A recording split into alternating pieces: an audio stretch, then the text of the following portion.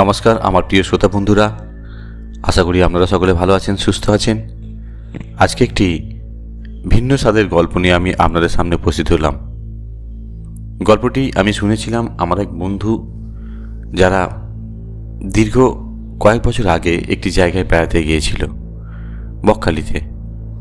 তো সেখানে গিয়ে তারা যখন সেই হোটেলে ছিল, সেই হোটেলের কিছু ঘটনা, ভৌতিক ঘটনা সেই বন্ধু আমাকে বলেছে। আর সেই ডেসক্রিপশান, মানে সেই যে ভৌতিক ঘটনা তারা সে সময় যেদিন ছিল, সেই ঘটনা আমি আপনাদের সামনে বলবো। তো সময়টা কিন্তু অনেক দিন আগে, এখন থেকে প্রায় ধরে নিন 30-32 বছর আগে।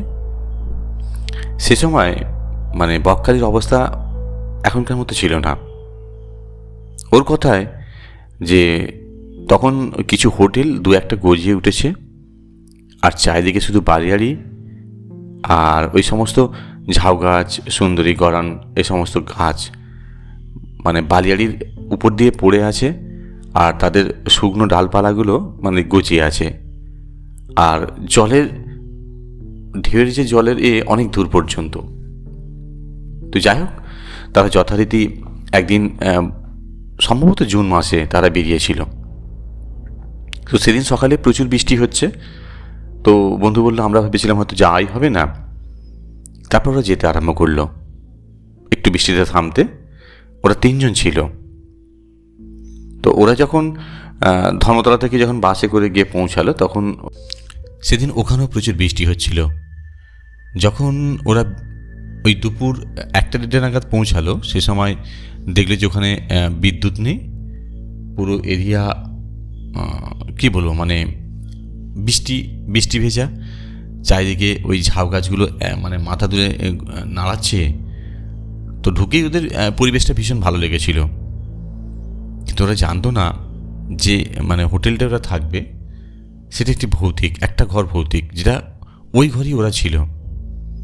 তো বলছি, ঘরে ঢুকেই আমরা যখন দেখলাম যে ঘর একটা, তার সঙ্গে অ্যাটাচ বাথ আছে, আর একটা ডান সাইডে একটা কিচেন আছে। তো সন্ধে হওয়ার পর ওরা ফিরে আসে যথারীতি একটু ঘুরে এরিয়াটা। তো সন্ধ্যেবেলা ঢুকেই ওরা একটা আশ্চর্য একটা বিষয় লক্ষ্য করে, যে মানে উত্তর দিকে একটা জানলা ছিল, সেই জানলাটা ওরা বন্ধ করে গিয়েছিল, কিন্তু সেই জানলাটা আবার খোলা। মনে খটকা লেগেছে, হয়তো ভেবেছে হাওয়ায় খুলে গেছে এরকম কিছু ব্যাপার, কিন্তু ওই জানলাটা খোলা ছিল। তারপরে ওরা ওই সন্ধ্যাবেলা কিছু একটা টিফিন করবে ভাবছিল, যে তাহলে কিছু একটা করা যাক বলে ওখানে ওরা রান্না করেই খেত। তখন তো অত ওখানে খাবার দাবার অত ছিল না। তো রান্না করে ওরা খাবার জন্য বললো, তাহলে এক কাজ কর, কোনো লুচি টুচি ভাজা হোক, রাতেও খাওয়া হয়ে যাবে আর এখন একটু টিফিনও হয়ে যাবে হালকা বলে। মানে যখন ওরা ওই ঘরের মধ্যে ঢুকেছে, যখন ওই ময়দা বা আটা যা ছিল সেটাকে মাখছে, ওরা যেন একটা অনুভব করছে কে একজন ঘোরাফেরা করছে, মানে ওই রান্নাঘরের ভিতরে যে ওই গ্লাস ছিল, গ্লাসগুলো যেন সরছে হালকাভাবে। কী ব্যাপার, মনের হয়তো ভুল। তারপর যখন ওরা বেরিয়েছে আবার ওই ঘরের ভিতরেই ওরা ওই আটা বা ময়দাটা মাখতে শুরু করেছে। তার কিছুক্ষণ মানে মাখতেই ওরা একটা শুনতে পাচ্ছে একটা বিড়াল যেন কাঁদছে। একটা বিড়াল যেন ওই ঘরের কোণে কোনো একটা জায়গায় লুকিয়ে আছে এবং কাঁদছে, ঠিক যেমন বিড়াল কাঁদে। তো ওদের মধ্যে পিন্টু বলে একটা ছেলে ছিল। ও বলছে কোথা থেকে একটা বিড়ালে যেন কান্নার শব্দ আসছে। ও কি করেছে, ওই ঘরটার সাথে একটা বারান্দা ছিল, একটা ওই মানে ওই সাইডে, মানে কি দক্ষিণ দিকে একটা বারান্দার মতো ছিল। তো ও কী করেছে, দেখতে গেছে, দেখি ও বারান্দার ওখান থেকেই তো আসছে। গিয়ে দেখে সত্যি একটা কালো বিড়াল ওখানে বসেছিল, এবং মানে ও যা মাত্রই কীভাবে যে মানে অদৃশ্য হয়ে গেল কিছু বুঝতে পারলো না। মানে মুহূর্তের মধ্যে ওইখান থেকে মানে যেন ঝাঁপ দিল, নাকি ওই এদের রেলিং ধরে নেমে গেল, কিছু বুঝতে পারেনি ও। মানে ওর প্রচণ্ড পরিমাণে ভয় লেগেছে। ও কী করেছে, এসে একটা বন্ধু ছিল রাজু বলে, তাকে বলছে যে দেখ না এরকম ব্যাপার, এরকম দেখলাম। বলছে, এই কী দেখতে, কি তুই দেখেছিস? ও চোখের ভুল, যে না রে, আমি সত্যি আওয়াজটা তো শুনছিলি, দেখলি তো। বলে আর কিছু বলেনি। ঠিক আছে, ও হতেই পারে ওরকম কোনো বিড়াল টিড়াল হবে বলে ওরা কি করেছে, রাত্রে এবার খাওয়া দাওয়া করে রাত্রে শুয়েছে। রাত্রে শোবার পর মানে কথা বলছে, তিনজনে একসঙ্গে কথা বলছিল, বলতে বলতে ওরা আবার একজন লক্ষ্য করছে যেন মানে কোনো একটা কালো ছায়া মূর্তি যেন হচ্ছে ঘরের মধ্যে ঘোরাফেরা করছে। এটা যেন হচ্ছে শখ করে বেরিয়ে যাচ্ছে, আবার আসছে, এরকম ধরনের করছে। বলছে মানে আমার চোখের ভুল হচ্ছে বলে ও পিন্টু বলে বন্ধুকে বলছে দেখ না, এরকম একটা ব্যাপার, যেন কিছু একটা মনে হচ্ছে যে ঘোরাফেরা করছে। বলছে তুই কিছু ভুল দেখেছিস, ঠিক আছে, ওরকম কিছু ব্যাপার নয়। বলছে হ্যাঁ রে, আমি সত্যি দেখেছি, ঠিক আছে, কিছু একটা এরকম ঘোরাফেরা করছে। তারপরে কিছুক্ষণ পর ওরা ঘুমিয়ে পড়েছে। ঘুমিয়ে পড়ার পর হঠাৎ ওরা দরজায় আর জানালায় যেন কে ঠোকা দিচ্ছে এরকম একটা অনুভব করছে। আর দমদম করে যেমন সিঁড়িতে নামে ওরকম নামছে, উঠছে, এরকম ওরা বুঝতে পারছে। তো বলা মানে কি বলবো, আমার গায়ে জার কাটা দিচ্ছে।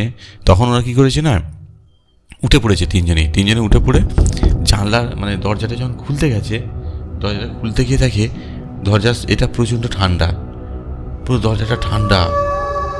ও তো বলছে কী হলো, দরজা এত ঠান্ডা কেন? এবারে বলছে ও নিশ্চয়ই যা হোক হয়তো বৃষ্টি হয়েছে, বৃষ্টির জন্য হয়তো এরকম এগুলো এরকম ঠান্ডা ঠান্ডা লাগছে। তখন অতটা ভাবেনি। কিন্তু দরজাটা খুলে মানে যেহেতু টোকা দিয়েছিল দরজাটা খুলে যখন বাইরে দিকে যাচ্ছে, দেখে মানে ওই যে বারান্দার একটা কোণ আছে, ওই কোণে একটা বউ বসে আছে, আর একটা লোক হু করে নিচে নেমে যাচ্ছে। এবারে দেখে তো স্তম্ভিত হয়ে গেছে যে কি ব্যাপারে বাবা, এরকম একটা বউ এরকম বসে আছে। এবার কি হয়েছে, রাজু কি করেছে, কে আপনি এরকম বসে আছেন কেন? বলা মাত্রই নয়, সঙ্গে সঙ্গে ওই বউটা ওখান থেকে মানে হাওয়া, মানে কিচ্ছু তার অস্তিত্ব নেই। এরা তো বুঝতে পেরেছে, এরা তখন ভয়ে কি করেছে, চিৎকার করে উঠেছে। আর ওর নিচেই আর কি কেয়ারটেকার থাকতো, কেয়ারটেকার শোনা মাত্র ছুটে এসেছে। বলছি কী হলো, আপনারা চিৎকার করছেন? বলছি এরকম ব্যাপার এরকম ঘটেছে।